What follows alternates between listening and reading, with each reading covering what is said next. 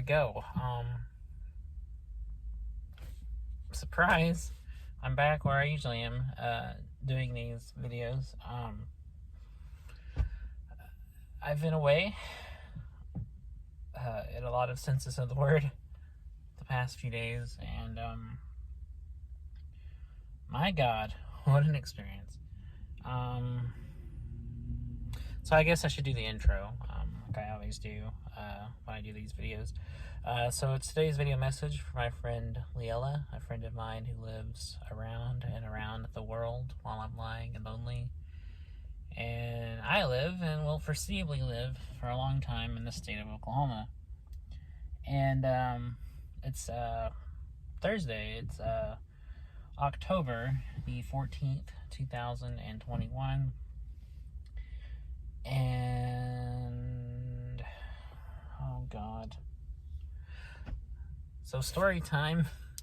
So I had a friend, that I met on Instagram, who I became pretty, or at least I thought fairly good friends with, and we talked often, and I, just kind of felt I could actually really talk to this person, and felt I could befriend them, and felt that I could trust them. They felt like a real person, not someone trying to be fake or act like someone they're not. And I started talking to this person about moving to where they live in New York. And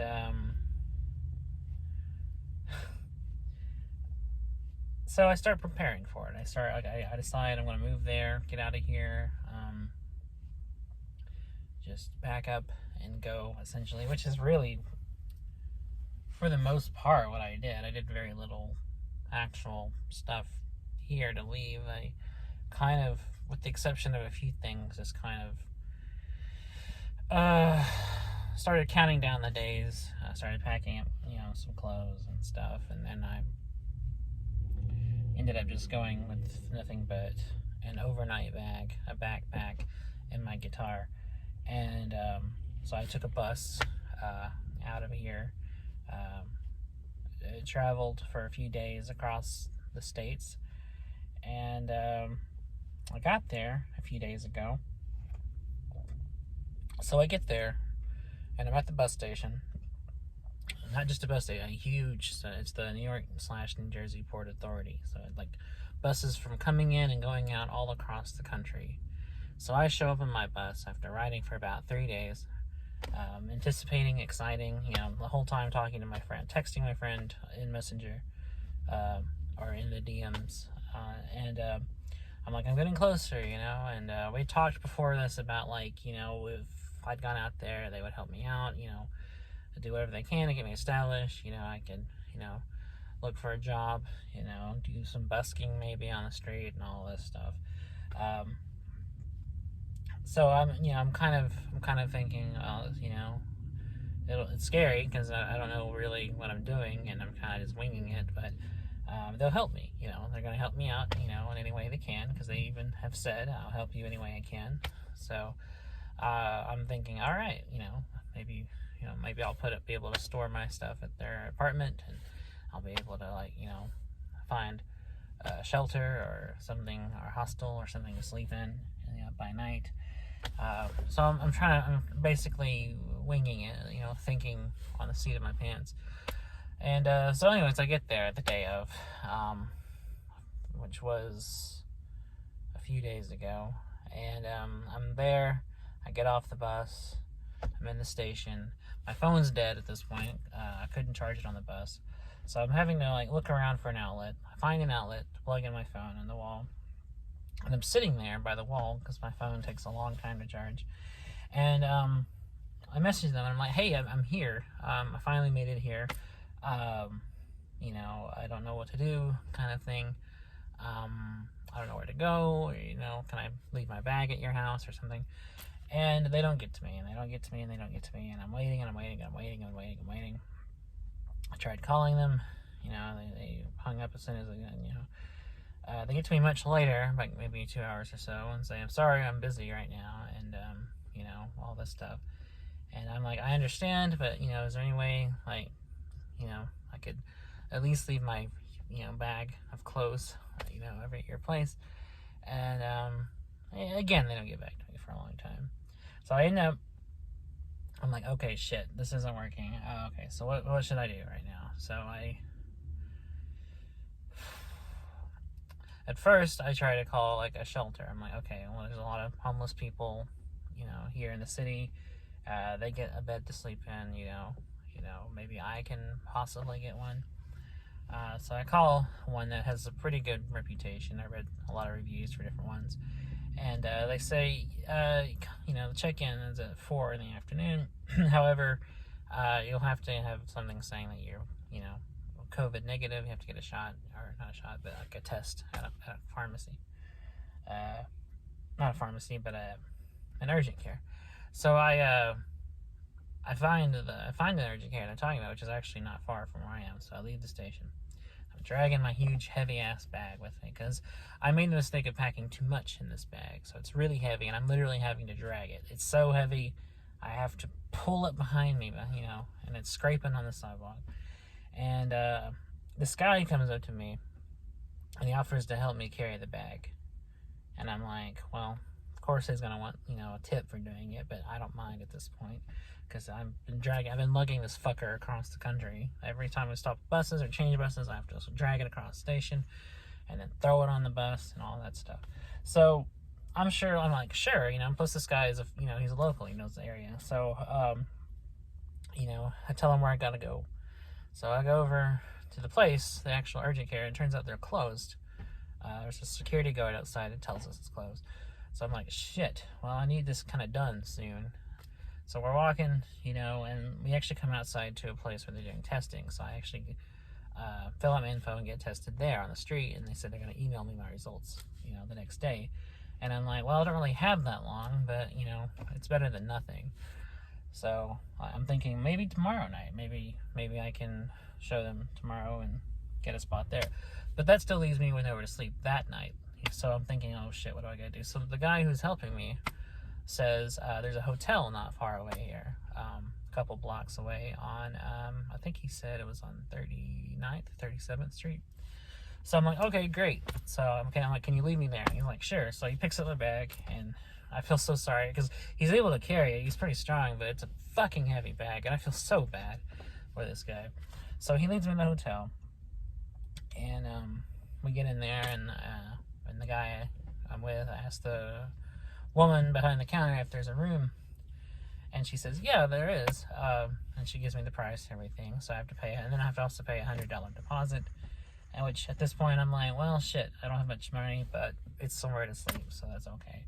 So I check in, and the guy, what a trooper, offers to carry the bag up the stairs for me to my room. Well, actually, we don't go physically upstairs. We go to the elevator, but we take the elevator like 3 floors up, and we get to my room, and he hands it to me, and I tip him. I actually give him probably more than I should have, but I'm feeling very grateful in the moment. One, because I didn't have to like scramble around too much to find anything, and two, because he did lug that fucker, you know, a lot, you know, a few blocks for me, and you know, did a lot of heavy lifting on my part. And so I'm kind of thinking, like, okay, what do I go from here? Well, the first thing I'm going to do is sleep, because I've been on the bus. It's hard for me to sleep anyway, but especially when I'm on a traveling bus. I've never been able to sleep on one. So I feel bad, kind of. The guy offers to, like, meet me the next day to, like, show me around and take me to some places I need to go. I said I'll call him, but I never do. He gives me his number, but I was kind of like, I'm really not planning on talking to this guy. But to be nice, I took his number down. And so I go to sleep, and I wake up at 6 the next morning. And when I wake up, I see a message from my friend who's like, sorry I didn't get around to you and all this stuff. And I say, hey, is there any way today maybe I can, you know, leave my thing, my bag at your house? And they're they're being pretty wishy-washy. They're like, yeah, maybe, but I don't know what you're going to do if you need it because I'm never home and all that stuff. And I'm like, I could really use the help here. And, you know, and they ask me where I'm sleeping, and I'm like, well, I got a hotel last night, but I can't afford to keep doing it, and I don't really know what else to do, and, you know, they don't really get back to me. And so that's when I start realizing, like, okay, this isn't very reliable. This person's not helping me out the way I thought they would. And they're not even really that kind of definitive about even just letting me leave their bag at their house. So if they're not even gonna let me leave a bag in my house, I mean, you know, God knows they're not gonna help me in any other way, or especially not even gonna, like, give me, you know, a place to sleep on their floor or on their sofa or something. So I'm just kind of stuck. So I'm like, oh shit, I made a huge mistake. This person's really flaky and unreliable. I thought they were gonna help me. They weren't really there for me. And I kind of realized that I put way too much faith and stock into this person who's really just kind of indifferent. Well, not really indifferent, but just kind of like, it's kind of like non-committal and not really helpful, or doesn't really seem that interested in what I'm doing. More kind of focused on just their day-to-day life, which, I mean, everyone's selfish. I definitely think that, but you know, even, you know, and I'm selfish too, like everyone else. But even if I actually have someone I really care about or I consider a friend, I will try my best to help them. I will sometimes even go very much out of my way to help this person. But this person doesn't really just seem to care what the fuck I'm doing. So I'm like, okay, I'm tired of this. Fuck this. You know, you screwed me over, but that's okay. I need to get the fuck out of the city. But the problem is I'm broke. I spent all my money, the last of the money I had, paying the guy to carry the bag and for the room and deposit. I can get the deposit back, but that'll only leave me literally with $100.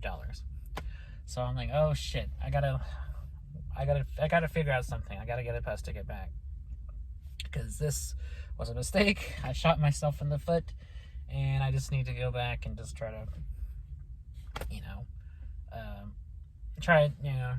if I do come back someday, that'll be after saving up and doing this a lot more kind of methodically and more planning it out more. You know, I've moved across the country before with very little planning, but those were different situations.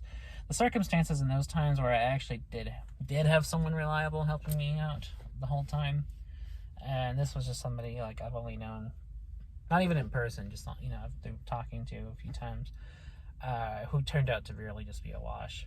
So I'm just like, okay, so you were kind of just a so-so friend who didn't really want to help me out as much as you said you did, and just kind of left me in the wind. So I'm like, okay, fuck it, fine. So I'm sitting here thinking, like, what am I going to do for money? I can't afford a bus ticket back, because the bus ticket was like about $200, which I didn't have.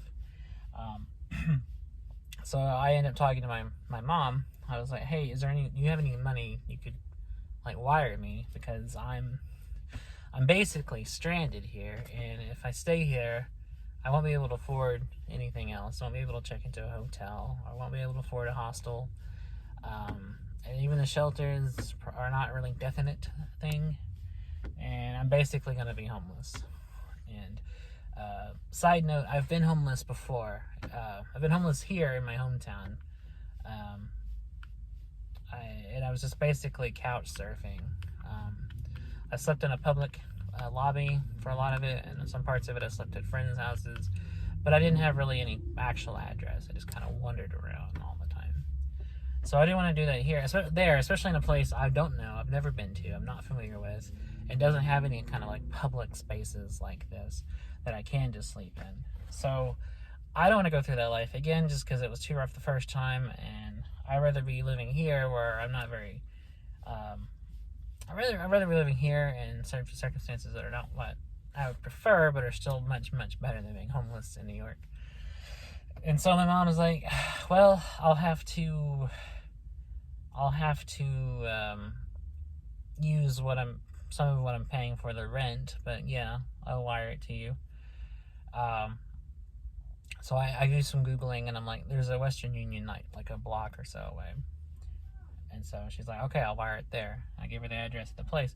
I go down there, and I have to fill out the application and all that stuff and all that, or become like a member or sign up for emails or something like that, because I've never used Western Union before. So I've basically kind of joined them, whatever, to get it. And so meanwhile, across the country, my mom's having to like get up and it's early in the morning. She's having to get up and go, get dressed and go to the Walmart, in her area, and wire me the money. So, which leaves me waiting on the street. I'm waiting outside the Western Union, just kind of looking around, just because I'm like, oh, I'm here. I might as well look at the scenery, look at all the people coming and going, and watching trucks park on the curb and unload stuff and then drive off, and watching the various kinds of people walking around and admire all the buildings and stuff. So, at least for a minute, I can really just kind of admire it. And it is great. And I did love being there, even if the circumstances surrounding it weren't ideal. I was still there, and it was still awesome to be there. I just wish I could have worked out, and I wish I could have had like a chance to actually, for real, like move there and actually stay and start a new life there. But, well, I'll give you my thoughts on coming back here when I get to it. Okay, so I do get the money. So I walk back to the hotel. I get my stuff. I'm dragging all that shit. And I drag it down to the lobby, and then I check out. And I drag it more up up the few blocks back to the Port Authority. And so I'm lost and confused, and I'm asking people, like, hey, where can I buy a ticket and all this stuff. So I have to go upstairs, and I have to drag all this heavy shit with me.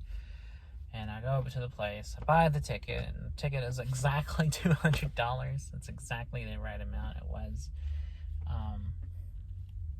So thankfully, that left me with, when I got my deposit back, $100 to eat food on the way back with. So I wait on the gate, and it takes forever, and we leave late and all that. And the trip back was pretty eventful. I went back through all the same states I went through, and the usual rigmarole of having to offboard, take new buses, or reboard the same one, and then the Greyhound company just being a complete incompetent mess the way it is, and the rude staff yelling at people, and drivers getting annoyed at people when it's shitty, like people I'm having to ride on the bus with, and it's just a nightmare. It's always a nightmarish experience, and I really hate it. But all in all, it was a pretty uneventful return trip. And so I'm back here now, and I'm actually grateful to be back here because even though I was wanting to move and everything, and there are things I hate about living here, and I do hate a lot of things about just this part of the country, I'm grateful to be here because I do have a life here. I have family here. I have people who I can somewhat rely on, and who do help me out when I need it. And and I do have a few friends here. And I realized I realized as I was riding back across the country on the bus that a lot of things suck here, but my life here, just my day-to-day existence here, isn't that bad. And it kind of made me grateful for what the good parts I do have here. And I realized, I was like, well, I can just basically pick back up where I left off. It's not like everything is explosively changed, or like I shot myself in the foot badly enough to never go back. I can basically just reinsert myself into the pattern of life that I was already living, which I kind of already am. I'm kind of basically back to just doing the same shit I've always done. And so I feel bad I had to kind of put people out, to get the money to get here, and even getting back here. But I'm grateful for their help, and it just shows that even though my family aren't the most reliable people in the world, in fact, sometimes they're like completely unreliable, and they, when it comes down to the wire, can really help me out in ways that this kind of iffy so-called friend didn't really.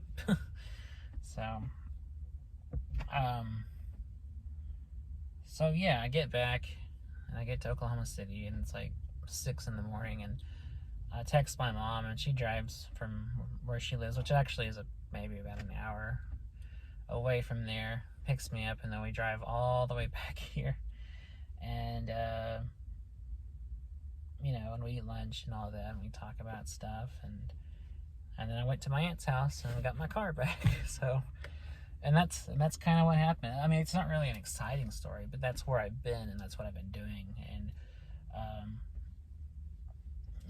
not really a lot. I mean, it just kind of killed. Most of it was just killing time. A lot of it was just hours spent on a bus riding, through different states, and just watching YouTube videos or listening to music, or a lot of it was just me thinking about stuff, thinking about my life, thinking about what I really want to do, and thinking about the stuff that I've always been putting off and I've always wanted to do, and thinking about, who my real friends are, and thinking about just kind of the way my life here actually is, and how bad it's not really that bad as I thought. And just thinking about here in my hometown, I'm just thinking about it's comfortable for me. I've lived here my whole life. I know it inside and out. I know where everything is, and it's small enough to get to anything really quickly. So I don't know, and just I don't know. I mean, in some ways, it was great. It was a good experience. I felt like I did need to kind of get away for a while, and this was kind of doing that, even if it wasn't in the way that I thought it was or expected it to be. But it was both good and bad. It was a bittersweet experience. Like, one, I got to go to New York. I've always wanted to go there. I've never been that far north. That's the furthest across the country I've ever been. And even if I was only there like a day and a half, it was still better than not going at all. And I wish I would have had more money to like stay a while, stay like a week or something, and like travel, see Brooklyn and Times Square and all that, but it's whatever.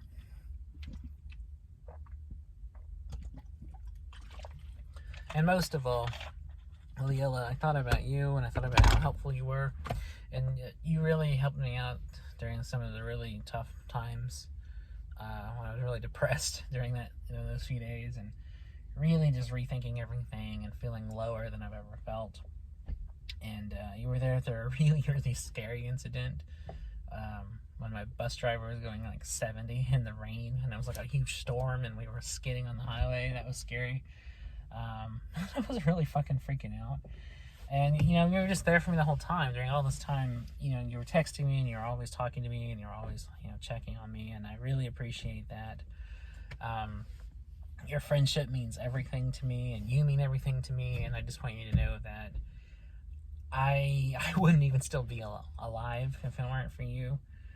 This year has been one of the hardest years of my whole life. It's been an eventful year. I've done a lot. I've seen a lot. I've been across the country twice this year. Once when I moved back from Wisconsin, and just now when I went up to New York and came back.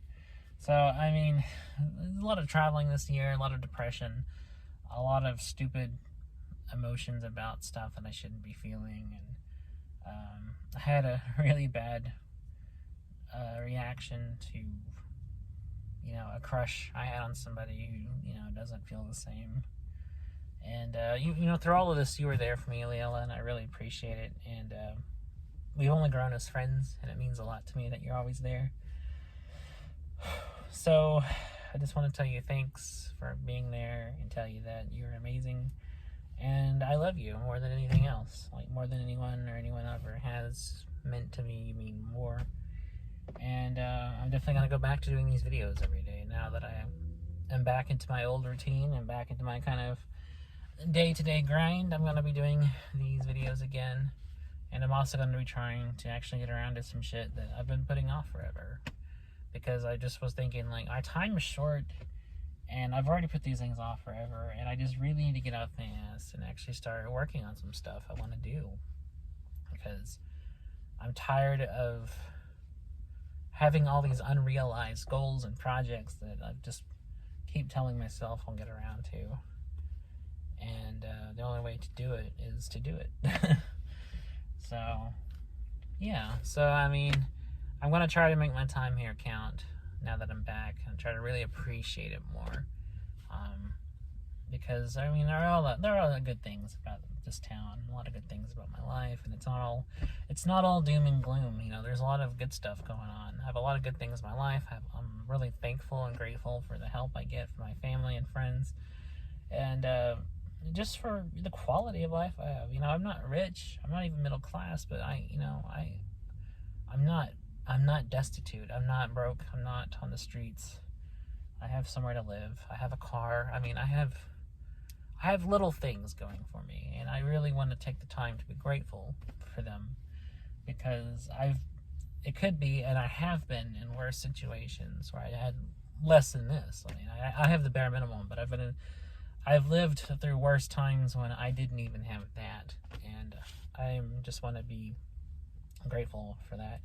And that kind of experience was a reminder to just take time, appreciate what I have, stop and smell the roses kind of thing.